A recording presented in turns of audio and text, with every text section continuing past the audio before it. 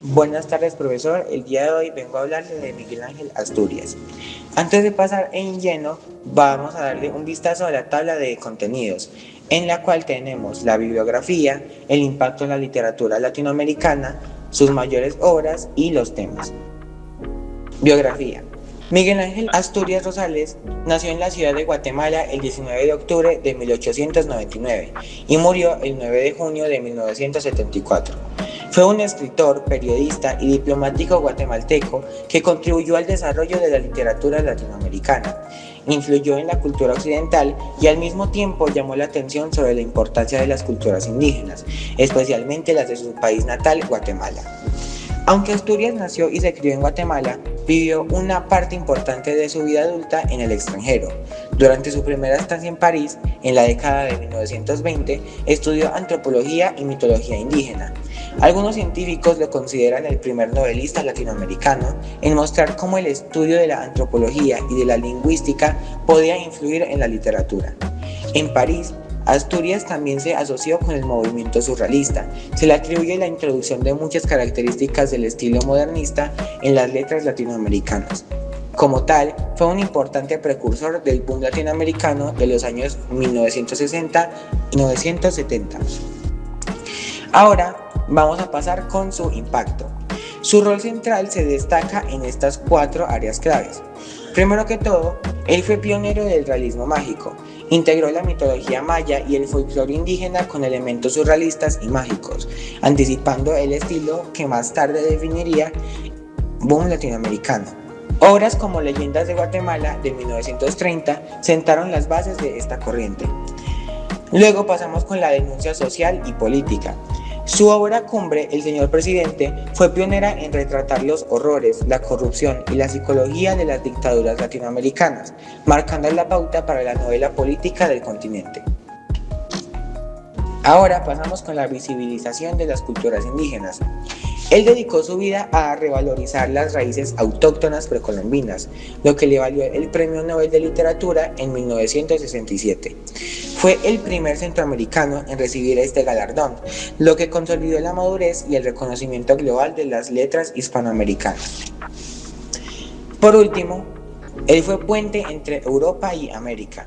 Durante su exilio en París, estudió etnología y se relacionó con otros grandes intelectuales, ayudando a posicionar la identidad literaria latinoamericana frente al mundo.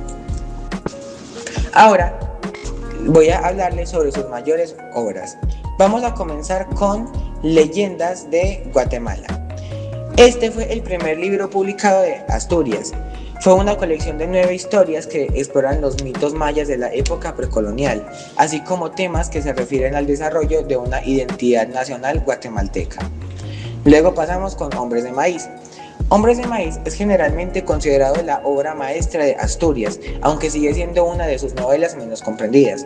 El título de Hombres de Maíz se refiere a la creencia de los indígenas mayas de que su carne estaba hecha de maíz. La novela está escrita en 6 partes, cada una explorando el contraste entre las costumbres tradicionales de los indígenas y una sociedad en proceso de modernización. Ahora vamos con la trilogía bananera.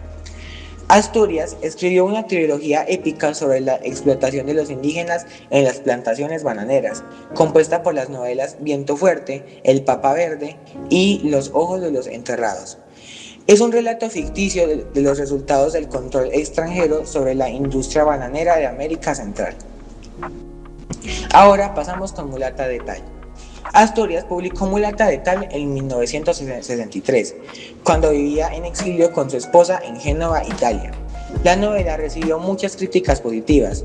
Ideologist and Literature lo describió como un carnaval encarnado en la novela. Representa una colisión entre el Mardi Gras maya y el barroco hispano. Por último, pero no menos importante, tenemos al señor presidente. El señor presidente fue una de las novelas más aclamadas de Asturias. Se completó en 1933, pero permaneció inédita hasta 1946, cuando salió en México como publicación privada. Como uno de sus primeros trabajos, El señor presidente mostró el talento de Asturias y su influencia como novelista. Zimmerman y Rojas describen su obra como una denuncia apasionada contra el dictador guatemalteco Manuel Estrada Cabrera. Ahora vamos a darle cierre a esta presentación abordando los diferentes temas que Miguel Ángel abordaba con sus escritos. Primero, la identidad. La identidad guatemalteca en la época postcolonial fue influenciada por una mezcla entre la cultura maya y europea. Asturias, mestizo él mismo, propuso un alma nacional híbrida para Guatemala, ladina en su lengua, maya en su mitología. Su búsqueda para crear una auténtica identidad nacional es fundamental en Leyendas de Guatemala, y es un tema omnipresente en toda su obra. Cuando el entrevistador Gunther W. Lawrence le preguntó cómo percibió su papel como escritor latinoamericano, él respondió: "Sentí que era mi vocación y mi deber de escribir sobre América, que algún día sería de interés para el mundo".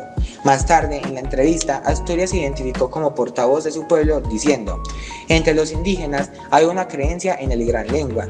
Gran Lengua es el portavoz de la tribu, y en cierto modo eso es lo que he estado, el portavoz de mi tribu". Ahora pasamos con la política. A lo largo de la carrera literaria de Asturias, se vio continuamente involucrado en la política, se opuso abiertamente a la dictadura de Estrada Cabrera y más tarde se desempeñó como embajador de Guatemala en varios países de América Latina y Europa. Sus opiniones políticas se reflejan en varias de sus obras e incluyen la colonización española de América Latina y el declive de la civilización maya, los efectos de las dictaduras políticas en la sociedad y la explotación del pueblo guatemalteco por empresas agrícolas extranjeras. Por último, pasamos con la naturaleza.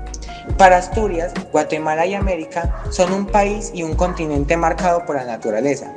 Nahum Megued destaca que su trabajo encarna la totalidad fascinante de la naturaleza y que no utiliza la naturaleza únicamente como telón de fondo para el drama. Observa que en sus libros los personajes que más están en armonía con la naturaleza son los protagonistas, mientras que los que perturban el equilibrio de la naturaleza son los antagonistas. El tema de la personificación erótica de la naturaleza es prevalente en sus novelas, como lo es también en Leyendas de Guatemala cuando escribe: "El trópico es el sexo de la tierra". Muchas gracias por la atención.